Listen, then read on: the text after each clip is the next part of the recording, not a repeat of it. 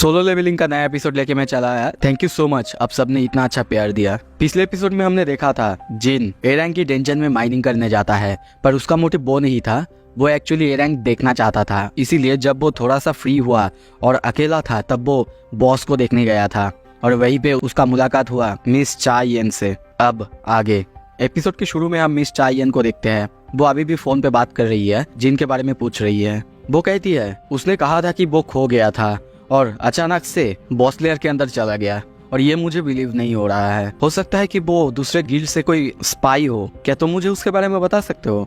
पर दूसरी तरफ से वो आदमी कहता है आप वही हंटर के बारे में बात कर रहे हो ना, संग जिनबू, जो कि एक ई रैंक हंटर है। माफ कीजिएगा, उसके बारे में कोई इन्फॉर्मेशन नहीं है। और कुछ ही देर पहले मिस्टर सोईजोंग ने भी कोशिश की थी उसके बारे में कुछ ढूंढने की, उसके फाइल देखने की, पर हंटर एसोसिएशन ने उसका फाइल क्लासिफाइड करके रखा है। मुझे नहीं पता, अब तक ऐसा कभी पहले नहीं हुआ। और वैसे भी वो तो एक हाई रैंकिंग हंटर भी नहीं है। ये सुन के मिस चाय येन बहुत ज्यादा चौंक जाती है और सोचने लगती है क्या the master of the hunters guild वो भी उसके बारे में जानने की कोशिश कर रहा है, क्या चल रहा है यहाँ पे। और तभी देखते हैं वो फोन काटती है और उसके बाद सोचने लगती है, लगता है मैं कुछ इंपॉर्टेंट जानने वाली हूँ। तभी उसे बिस्तर पे देखते हैं और वो सोच रही है क्यों सिर्फ वही है एक्सेप्शन और इतने सारे हंटर्स है, उनमें से सिर्फ वही पहला है जिसके पास से इतना अच्छा स्मेल आता है। सीन शिफ्ट होता है, हम जिनबू को देखते हैं। वो सामने किसी चीज को देख के शॉक हुआ है और तभी देखते हैं वो अपने पुराने टीम के बारे में सोच रहा है, क्योंकि अभी जो नया टीम माइनिंग टीम में वो है वो भी बिल्कुल वैसा ही उसे फील दे रहा था। यह देख के उसे थोड़ा सा अच्छा लगता है। जिनको देख के वो सब भी बहुत ज्यादा खुश होते हैं और उसे खाने के लिए इनवाइट करते हैं। ऐसे ही कुछ देर बातें करने के बाद वहाँ पे एक हंटर आता है और सबसे कहता है एक्सक्यूज मी, तुम में से कोई ऐसा होगा जो हमारे साथ हमारे सामान उठाने में मदद कर देगा? जो हमारा ये काम करता था वो आज आया ही नहीं। पर उसकी ये बात किसी को पसंद नहीं आ रहा था, कोई उसके साथ जाना नहीं चाहता था। जाने से कुछ अच्छा पैसे मिलेंगे, पर उतने से पैसे के लिए कोई अपना जान जोखिम में नहीं डालना चाहता। सब एक दूसरे से बातें करने लगते हैं, पर तभी देखते उस हंटर को फिर से कहता है क्या यहाँ पे कोई नहीं है जो हमारे साथ आना चाहता है? सच में जितनी जल्दी रेट खत्म हो जाएगा तुमको अच्छा पैसे भी मिलेंगे। पर फिर भी कोई जाना नहीं चाहता था। ये देख के वो निराश होता है और कहता है तो यहाँ पे कोई नहीं है जो हमारे साथ जाना चाहता है। तभी देखते हैं जिन अपना हाथ उठाता है और कहता है मैं जाऊंगा। ये देख के बाकी सारे टीम मेंबर्स बहुत ज्यादा चौंक जाते हैं और उसके ऊपर चिल्लाने लगते हैं, पागल हो गए हो क्या? तुम यहाँ पे जाना चाहते हो? तुम एक ई रैंक हंटर हो, सच में तुम पागल हो? पर जिन उन सबको कहता है कोई नहीं, मैं सब कुछ संभाल लूंगा। और अपने मन में सोचने लगता है हाँ, हो सकता है मैं उनका बैग्स कैरी करने जा रहा हूँ, पर उन्हें देखना, उन्हें लड़ते हुए देखना मेरे लिए अच्छा होगा। स्पेशली ये एक ए रैंक का डेंजन है। तभी देखते उस हंटर के साइड से एक बंदा कहता है ओ मैन, देख के तो ऐसा लगता है कि जिसने हाथ उठाया वो बस इससे पहले दिन ही आया था, मतलब आज उसका सेकेंड डे है। ये देख के वो हंटर कहता है उसका रैंक वो क्या है? वो आदमी हंसते हुए कहता है एक ई रैंक। तुम लोगों से तो बहुत ज्यादा लोअर है, मुझे नहीं लगता ये कोई काम कर पाएगा। पर वो हंटर थोड़ा सा स्माइल देते हुए कहता है नहीं, वो कर पाएगा। वो खुद को जिन के सामने इंट्रोड्यूस करता है और कहता है मेरा नाम है सॉन की हून और मैं आज के जो स्ट्राइक स्क्वाड है उसका लीडर हूँ। जिन भी खुद को इंट्रोड्यूस करता है। सीन शिफ्ट होता है, कुछ देर बाद हम देखते हैं वो दोनों डेंजन के अंदर जा रहे हैं। वो हंटर कहता है आई होप कि तुम्हें ये बैग्स ज्यादा भारी नहीं लग रहे हैं। पर जिन कहता है कोई नहीं, मैं मैनेज कर लूंगा। पर वो हंटर उसे देख के सोच रहा है इसे देख के तो ऐसा नहीं लग रहा है कि ये स्ट्रगल कर रहा है। कुछ देर बाद हम देखते हैं सारे के सारे हंटर्स एक एक करके अब डेंजन के अंदर जा रहे हैं। जिन भी डेंजन के अंदर जाते हुए सोचने लगता है ये डेंजन ये तो कल वाले से भी बहुत ज्यादा बड़ा है, पर इसके अंदर का जो माना है वो उतना ज्यादा नहीं है। और अगर ये इतना खतरनाक होता तो मुझे नहीं लगता सेकेंड टायर के स्ट्राइक स्क्वाड को रेड करने देते। और वैसे भी ये स्क्वाड ये भी उतना ज्यादा कम नहीं है। हाँ, इसमें कोई एस रैंक हंटर नहीं है, पर इसमें 11 ए रैंक हंटर है और 6 बी रैंक हंटर है। और ये सब सोचते सोचते हम देखते हैं सब एक एक करके डेंजन के अंदर चले जाते हैं। जिन भी जा रहा है फिर सोचने लगता है मैं डेफिनेटली बोल सकता हूँ ये गेट उतना ज्यादा माना एमिट नहीं कर रहा है कल के गेट जैसा, पर फिर भी मुझे अजीब क्यों लग रहा है, अजीब सा फील क्यों हो रहा है। हो सकता है मैं बस इमेजिन ही कर रहा हूँ। और इसी के साथ हम देखते हैं वो डेंजन के अंदर चला जाता है और उसको एक नोटिस मिलता है तुम डेंजन के अंदर आ चुके हो। कुछ देर बाद हम देखते हैं सबको डेंजन के अंदर। वहीं पे एक लेडी हंटर जिनसे कहती है ऐसे नर्वस मत हो, मतलब अगर तुम्हें लगता है कि मिस्टर सॉन्ग वो स्ट्रांग है, ऐसा नहीं, यहाँ पे जो कोई भी है हम सभी स्ट्रांग है। आप चिंता मत करो, चलो वो आगे जाने लगती है और उसे देख के जिन सोचने लगता है जूही के बारे में। वो भी एक बी रैंक हंटर थी, अगर वो अपने डर को कंट्रोल कर सकती तो वो भी हो सकता है इसी तरह का एक डंजन में आ सकती थी। पर यहाँ का जो बी रैंक हंटर्स है वो सभी एक ए रैंक हंटर जितना ही ताकतवर है। वो लड़की फिर कहती है, तुम्हें पता है यहाँ पे एक चीज कहा जाता है, अगर मेज पर अटैक हुआ तो ये टैंक का फॉल्ट है, और अगर हीलर्स पर अटैक हुए तो ये स्ट्राइक स्क्वाड का फॉल्ट है, और अगर पॉटर जो कि तुम हो उस पर अटैक हुए ये पूरा गिल्ड का फॉल्ट है। तो तुम ऐसे चिंता मत करो, तुम तब तक ठीक हो जब तक हम सभी मर नहीं जाते। कुछ देर बाद हम किहुन को देखते हैं। वो सोच रहा है ये मेरा पहला टाइम है किसी स्क्वाड को लीड करने का। अगर मैंने ये मिशन सक्सेसफुली कंप्लीट कर लिया तो हो सकता है मैं ऑफिशियली टीम बी का लीडर बन जाऊं। हाँ, हो सकता है मैं गिल्ड मास्टर या फिर वाइस गिल्ड मास्टर जितना स्ट्रांग नहीं हूँ, पर मैं top tier A rank Hunter हूँ, मैं ये कर सकता हूँ। और ऐसे ही करते करते हम देखते हैं वो सब आगे जाने लगते हैं। पर तभी सामने से कुछ आता है जो कि उन सब पर अटैक करता है, जिसे देख के सब बहुत ज्यादा चौंक जाते हैं और साथ ही में डर जाते हैं। जिन चिल्ला के कहता है ये तो डंजन जेकल्स है। और तभी देखते हैं बहुत सारे जेकल्स जो कि नॉर्मली लो रैंक के होते हैं, वो सब उन सारे हंटर्स पर एक एक करके हमला कर रहे हैं। किहुन भी उन सबको देख के चौंक रहा है, पर वहाँ पे बहुत सारे डंजन जेकल्स थे। और हम देखते हैं वो सब आसानी से उन सारे जेकल्स को मार रहे हैं। मेजेस, टैंक्स और सारे हंटर्स मिलके आसानी से सारे जेकल्स को खत्म कर देते हैं। तभी किहुन लड़ते हुए सोचने लगता है क्या चल रहा है यहाँ पे, जेकल्स ये एक ए रैंक के डेंजन में कैसे आ सकते हैं। तभी जिन उस लड़की से पूछता है क्या जेकल्स एक ए रैंक के डेंजन में नहीं हो सकते। वो लड़की कहती है जेकल सी रैंक के मैजिक बीस्ट है, और वैसे भी वो लोग बहुत ज्यादा वीक है, तो उनका यहाँ पे होना ये थोड़ा सा अजीब है। और यहाँ पे वैसे भी उनके लिए कोई खाना नहीं जिसे कि जेकल्स ढूंढ सकते हैं, तो यहाँ पे उनका होना ये थोड़ा सा अजीब है। और तभी वो सब वहाँ पे उनके गले पे लीच मार्क देखते हैं, और ये देख के वो समझ जाते हैं इन्हें कोई पाल रहा था। जिन ये देख के सोचने लगता है क्या इस डेंजन का बीस्ट ये इतना ज्यादा स्मार्ट है, मतलब किसी हंटिंग डॉग को पाल सकता है। और तभी देखते हैं एक एक करके वहाँ पे कुछ आने लगता है जो कि बहुत ज्यादा खतरनाक है। जिन उस तरफ देख के सोचने लगता है बिग गाइज आर कमिंग। उन सबको सामने देख के सारे के सारे हंटर्स डर जाते हैं, और हम सामने देखते हैं बिग ऑर्ब्स को, और एक नहीं दो नहीं पूरे एक टीम सभी के सभी ऑर्क्स उन पर हमला कर देते हैं। एक ऑर्क को देखते हैं वो अपना भाला किहुन की तरफ फेंकता है। किहुन किसी तरह उस भाले को रोकता है, जिससे वो भाला उसके शील्ड से टकरा के ऊपर जाके ऊपर चला जाता है, पर उसका शील्ड उसमें बहुत ज्यादा डैमेज हो गया था। ये देख के किहुन सोचने लगता है उनका स्ट्रेंथ इनक्रेडिबल है। और इसी के साथ सारे के सारे ऑर्क्स एक एक करके सारे हंटर्स के ऊपर हमला कर देते हैं।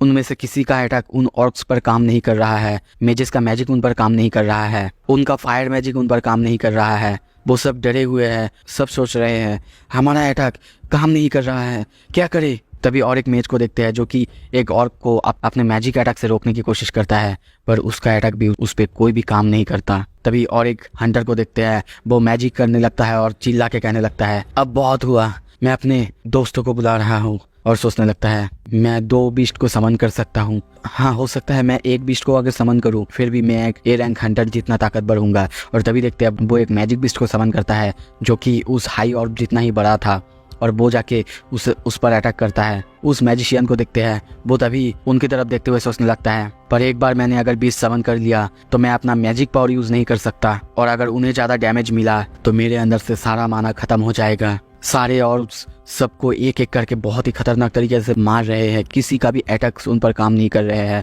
सबको बहुत ज़्यादा डैमेज मिल रहा है, इतना कि सारे हीलर्स मिलके भी जख्म को ठीक करने में नाकाम हो रहे हैं। किहुन चिल्ला के कहता है हम लोग आउट नंबर हो चुके हैं, उनका नंबर हम सबसे बहुत ज़्यादा है। और तभी उनकी तरफ देखते हुए सोचने लगता है हाँ ये रैंक गेट है, पर मुझे नहीं लगा था यहाँ पे आने के बाद हमें 20 हाई ऑर्क्स को संभालना पड़ेगा। तभी देखते हैं एक हाई ऑर्क आके उसके ऊपर हमला करता है, और उसे देखते हुए वो सोच रहा है मुझे नहीं लगा था आज का डेंजन इतना ज़्यादा डिफिकल्ट होगा। हाई ऑर्क्स बहुत ज़्यादा स्ट्रांग होते हैं नॉर्मल ऑर्क्स से, इतना कि वो एक ए रैंक हंटर जितना ताकतवर होते हैं, और यहाँ पे तो 22 हाई ऑर्क्स हैं और हम लोग बस 17 हैं।